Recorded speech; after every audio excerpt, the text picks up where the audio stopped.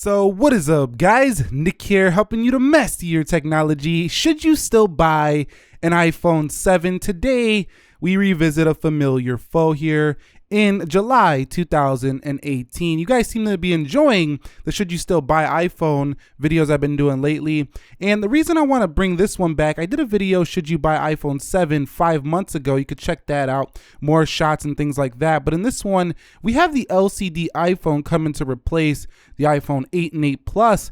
And this one is going to get even cheaper. But at the same time, you might want to question, should you still buy it here when there's going to be a cheaper variant of an LCD coming with a newer design? That's the real question here. Okay, guys, so let's discuss the body and the build of this device really quickly here. We're talking about 138 grams. This is 7.1 millimeters thin. So you can see a very thin device. I mean, it's on par basically with the iPhone 6S and the 6 series. But this phone just has a nice weight to it. And that's one thing I really enjoy about using this over even the 7 Plus, its brother, is that it's just so much smaller and so much lighter. So just holding this phone in the hand is super comfortable. Now, yes, the iPhone SE and the iPhone 5S devices were lighter than this, but this still offers an extremely light feel, especially if you compare it to any of the newer devices that are all weighing at over 150 grams. But overall, the feel in hand to me, I really like the aluminum feel over the glass back, because the glass back gets a lot of, fingerprints. This one, the matte black, is just a very clean looking device. Now on the front, of course, you still need to protect this with a screen protector. I don't have one on mine because I keep it in a very durable case, but this will crack on the front, however.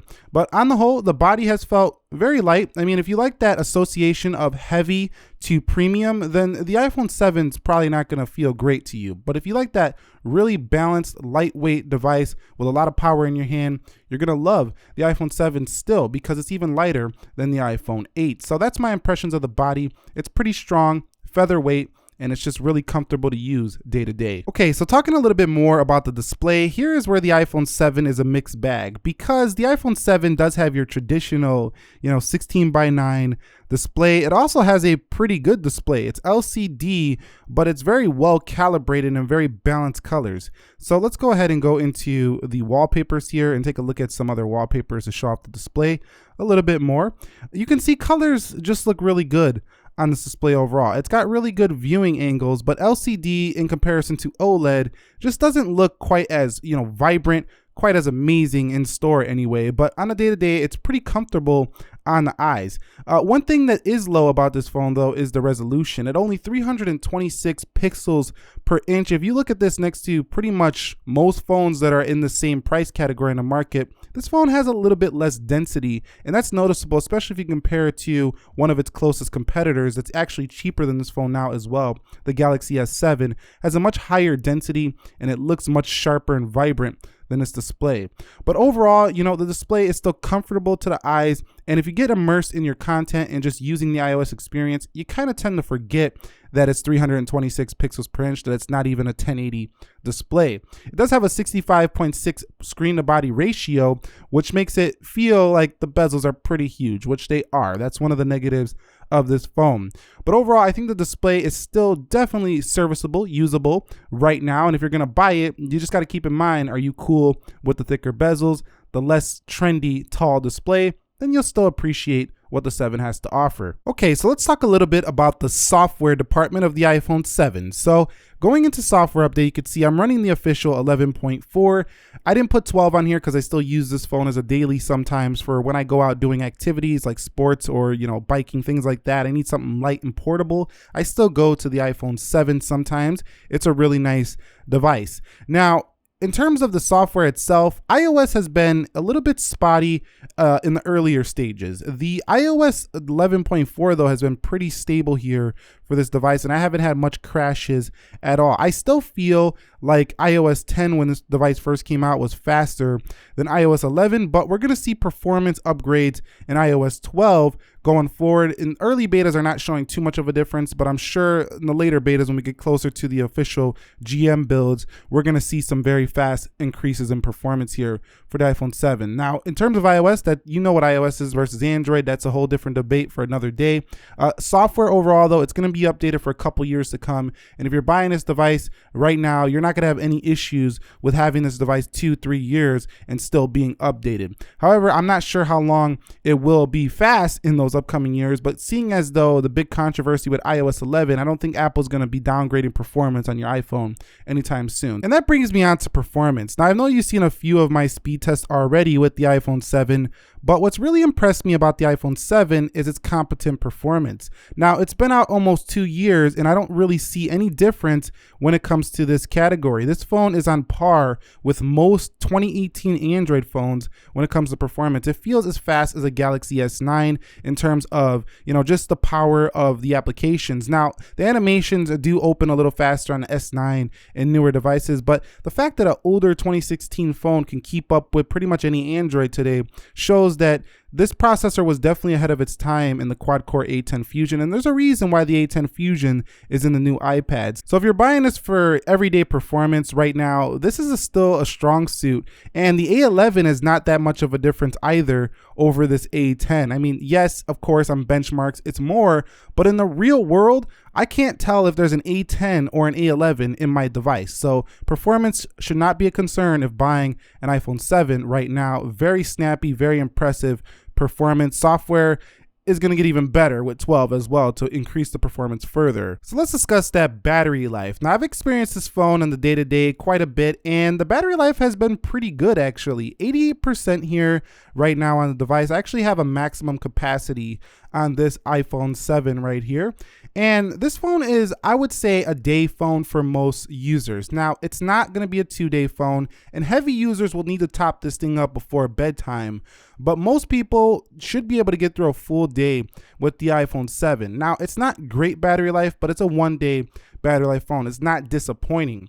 Now, if you want to know raw numbers, what I usually get, I get about 4.5 to 5 hours screen time here, and standby is incredible on most iPhones, so that's not an issue. If you're not powering this on, you probably could get 2 days if you're an extremely light user. Okay, so discussing the audio experience.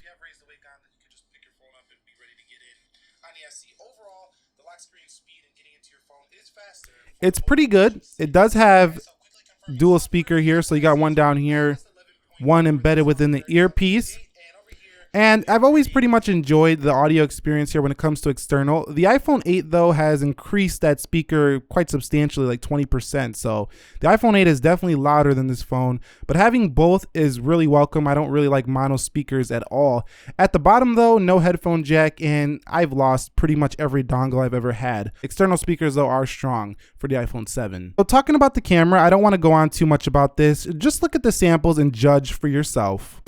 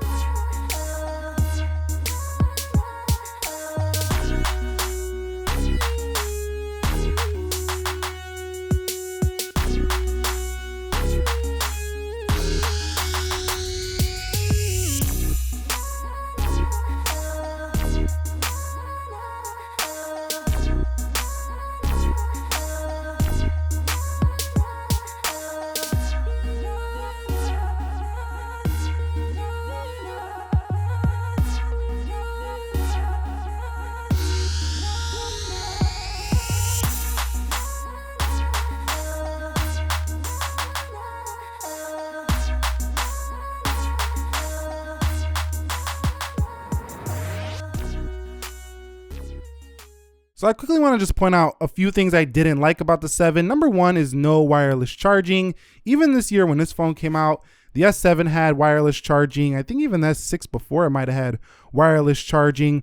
The iPhone 7 also doesn't have a fast charger in the box, so its charge is super slow unless you get a bigger like iPad charger for this device. No Bluetooth 5.0 on board, makes Bluetooth connections not quite as fast as the newer Bluetooth 5.0.